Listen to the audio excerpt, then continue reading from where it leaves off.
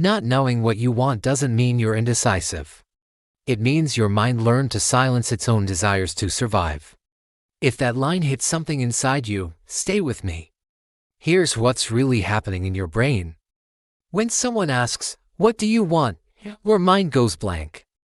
Not because you have no dreams, but because every option feels wrong. You change your mind often.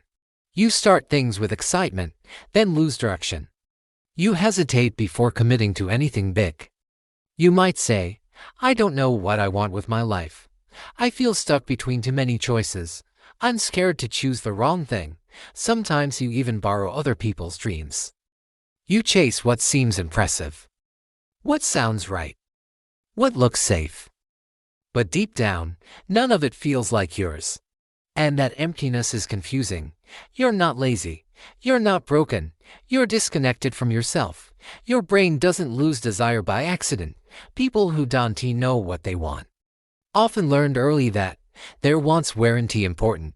Their needs were inconvenient. Their voice created conflict. So they adapted.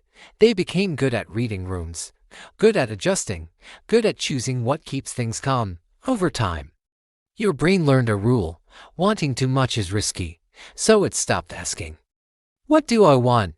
and started asking, "What's acceptable?" This creates a quiet inner shutdown. You don't feel desire clearly because your mind learned that desire wasn't safe. This video is about why that inner fog exists and how to see through it. You're going to understand why clarity feels out of reach, how your past shaped your indecision, and how desire returns when safety does. By the end, you won't have a life plan, but you'll know why your voice went quiet and how to hear it again. Here's the part most people never realize. Not knowing what you want is often a sign of emotional intelligence, not weakness. It means you're aware of complexity. You see consequences. You feel the weight of choice. Simple minds choose quickly. Reflective minds hesitate. You don't rush because you sense that direction shapes identity. But instead of being taught how to listen inward, you learn to pause outward. So your mind learned to wait. For certainty. For permission. For the right moment. And the longer you wait, the quieter your inner voice becomes. Not because it's gone, because it hasn't been used. When this pattern stays unconscious, life starts to feel stalled. You watch others move forward while you remain in limbo. You feel pressure without direction, energy without aim. You might start saying, "I'm just floating.